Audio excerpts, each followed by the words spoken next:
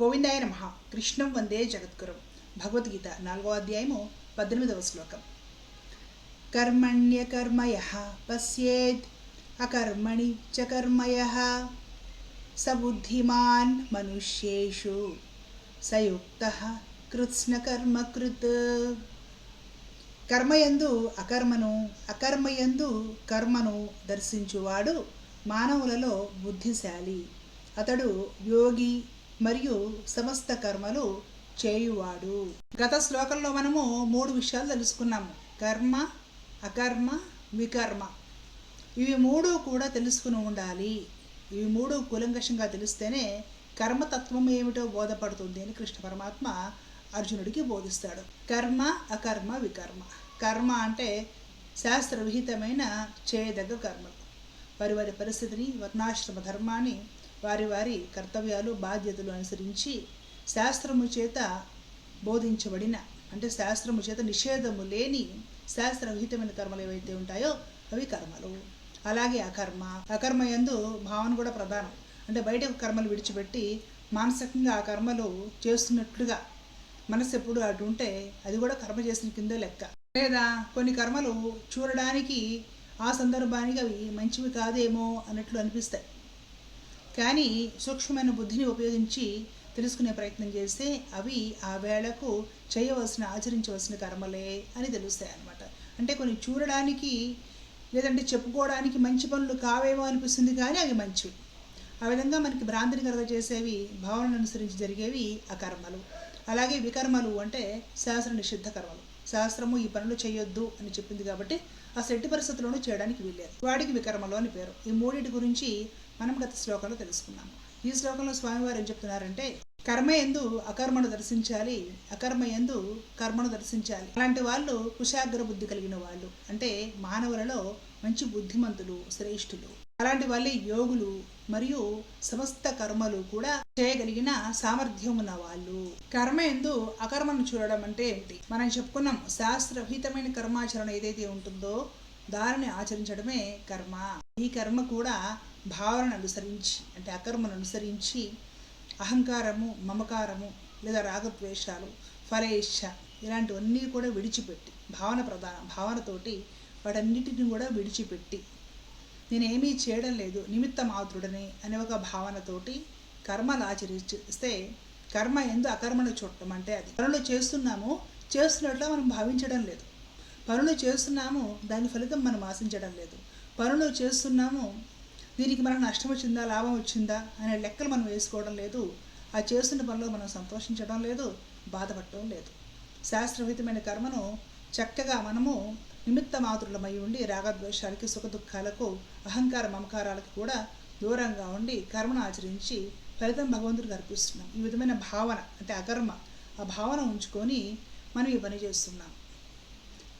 కర్మ యందు అకర్మను దర్శించడం అంటే అది. అప్పుడు ఏమవుతుందంటే పాపపుణ్యాలు ఆ ప్రాణికి లేదా కర్మ చేసిన వాళ్ళకి అంటకుండా ఉంటాయి. అలాగే అకర్మ యందు కర్మను దర్శించడం ఏమిటి?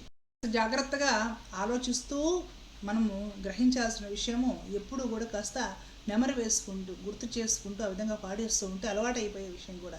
ఇప్పుడు మనము ఇంతకు ముందేం చెప్పుకున్నాము, రకరకాల కర్మలు చేసి ఆ కర్మ ఫలాల గురించి లేదంటే అహంకార మమకారాల గురించి ఈ వాసనలన్నింటిని కూడా విడిచిపెట్టి నిమిత్తమాత్రులుగా ఉండే కర్మలు ఆచరించడము అకర్మ కిందే లెక్క అని చెప్పుకున్నాం కదా. సో ఆ విధంగా అకర్మగా ఉంటూ కూడా నేను కాబట్టి ఇంత గొప్ప సాధన చేయగలిగాను, నేను కాబట్టి ఇంద్రియాలను నిగ్రహించగలిగాను, నేను శుద్ధ శాకాహారాన్ని తీసుకుంటాను, కొద్ది రోజులు నీళ్ళే తాగుతాను, కొద్ది రోజులు అసలు నిద్రైపోను, ఎన్ని గంటలైనా సరే నేను యోగ సాధనలో కూర్చుంటాను, ధ్యానం చేస్తాను, ధ్యానంలో అవి ఇవి దర్శిస్తాను.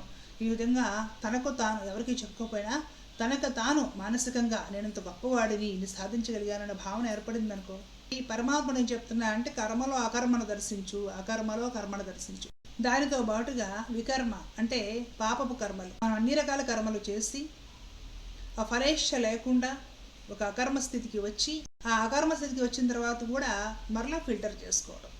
ఈ దంభము ఇవన్నీ ఉన్నాయంటే మరలా కర్మస్థితిలోనే పడిపోతాం. వీటన్నిటిని విడిచిపెట్టి అకర్మస్థితిలోకి వచ్చిన తర్వాత కూడా నేను చేసిన వాటిలో ఏమైనా వికర్మలు అంటే పాపపు కర్మలు ఉన్నాయా అనేది ఫిల్టర్ చేసుకొని అలాంటివి ఏమీ పొడుచుకోకుండా, అలాంటివి ఏదైనా కనపడుతుంటే మగ్గులోని తుంచేసి ఆ విధంగా ఆలోచించుకొని కర్మను శుద్ధంగా ఉంచుకోవడం ఏంటి అంటే అకర్మలోనే కర్మను చేయడం, కర్మను దర్శించడం. తేలిగ్గా అర్థమవుతుంది కాస్త శ్రద్ధ పెట్టేశారంటే. మనము చేసే ప్రతి కర్మ కూడా శాస్త్ర విహితంగా ధర్మబద్ధంగా చేసుకుంటూ వెళ్ళామంటే, ప్రతిఫలాపేక్ష రహితంగా చేశామంటే అది కర్మ. అది నేను చేస్తాను అనే ఆరాటం మనిషికి ఉంటుంది కాబట్టి ఆ ఆరాటం ఏమీ లేకుండా భగవంతుడికి అది అర్పించి నేను నిమిత్త మాత్రుడని అన్న భావనలో మనస్సు ఉండగలిగితే ఆ కర్మ కింద లెక్క. కర్మలో అలాంటి ఆ కర్మను చూడాలి, మరలా ఆ కర్మలో కర్మను చూడాలి. ఇంత చేసి మరలా నేను గంగా చేయగలిగాను, నేను గంగా గొప్ప అనుకుంటే వికర్మ అంటే పాపపు కర్మల కిందకు వెళ్ళిపోతుంది. అలా కాకుండా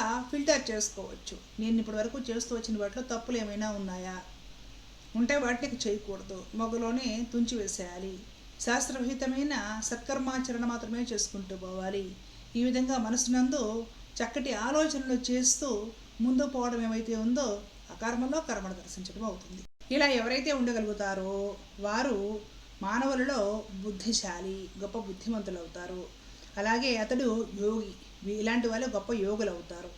అలాగే సమస్త కర్మలు చేయువాడు, శాస్త్రవిహితమైన అన్ని కర్మలు చేస్తాడు. కానీ పాపపుణ్యాలు అతనికి అంటూ రాగద్వేషాలకు అతనికి ఉండవు. ఈ సాధన ప్రతిరోజు చక్కగా దీపారాధన వంటిది చేసుకునేటప్పుడు, ప్రతిరోజు పూజ అది చేసేటప్పుడు కాస్త ఆలోచన చేసుకోవాలి. చేసే పనులు శాస్త్రవిహితమైన సత్కర్మలే ఆచరించాలి. నేను చేస్తున్నాననే గర్వం, అభిమానం నాకు ఉండకూడదు. మానసికంగా కూడా నేను చేస్తున్నాననే భావన లేకుండా భగవత్పరంగా ఉండడం అనేది అకర్మ అవుతుంది. మరలా అలా ఉంటున్నా కూడా దోషాలు జరగవచ్చు, అంటే వికర్మలు, పాపపు కర్మలు అవ్వచ్చు. కాబట్టి అప్పుడప్పుడు మనసును కూడా పరీక్షించుకుంటూ ఉండాలి. ఏదైనా దోషాలు, పాపపు కర్మలు లాంటివి ఉంటే వాటిని ఆరంభంలోనే కట్ చేసి మరలా మంచి కర్మలు చేసే విధంగా మన మనసును మనం ప్రోత్సహించుకోవడము ఆ కర్మయందు కర్మను చేసినట్లు అవుతుంది. ఈ విధమైన సాధన ప్రతిరోజు దీపారాధన చేసేటప్పుడు భగవంతుడు ముందు కూర్చొని కాస్త మానసికంగా స్మరించుకుంటూ ఉంటే కొద్ది రోజులకు మనసులో నిలబడుతుంది. మనసులో నిలబడింది ఆచరించాలనిపిస్తుంది. ఆచరణలో పెట్టగా మనకి అలవాటు అయిపోతుంది. ఎవరు అలవాటు చేసుకుంటారో వాళ్ళు బుద్ధిమంతులు, యోగులు అని తర్వాత భగవద్గీతలో మనకు ఈ 18వ శ్లోకంలో సెలవిస్తున్నారు. ధర్మో రక్షత రక్షత. జై శ్రీమన్నారాయణ. కృష్ణ.